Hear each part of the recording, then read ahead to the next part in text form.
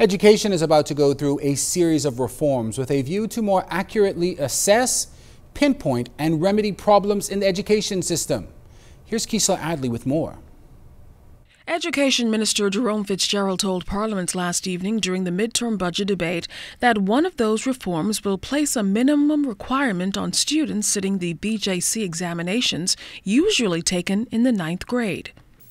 Mr. Speaker, we have now made it a requirement that every student in grade 9 sit the 4 BJC examinations so that we can have an accurate count and an accurate description of where every student stands at grade 9 so that we can have the intervention necessary.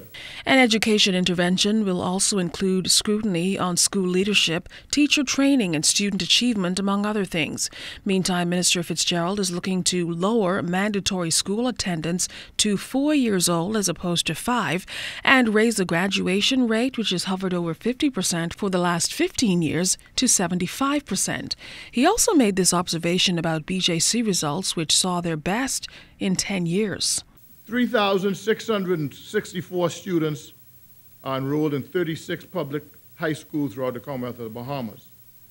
922 of those students, or 25% of the 10th grade students, met the BJC requirement of A to D.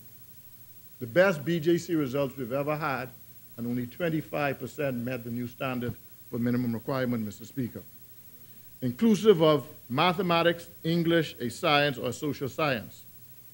Individual school percentages range from 0 all the way up to 80% of the students who achieve that.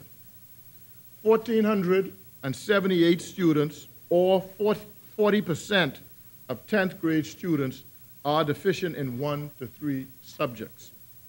And these now, Mr. Speaker, are the students who the intervention programs that we are putting in place are focusing on ensuring that these students meet the minimum requirement by the time they reach grade 12. The College of the Bahamas is also moving closer to a decade-long goal of university status.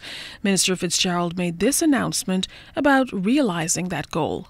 Mr. Speaker, the College of the Bahamas will become the University of the Bahamas by the end of 2015.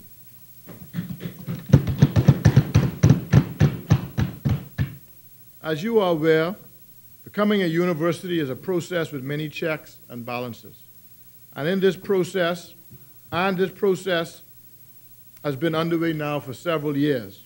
And I'm confident that all of the necessary measures are being put in place to ensure a smooth transition as possible.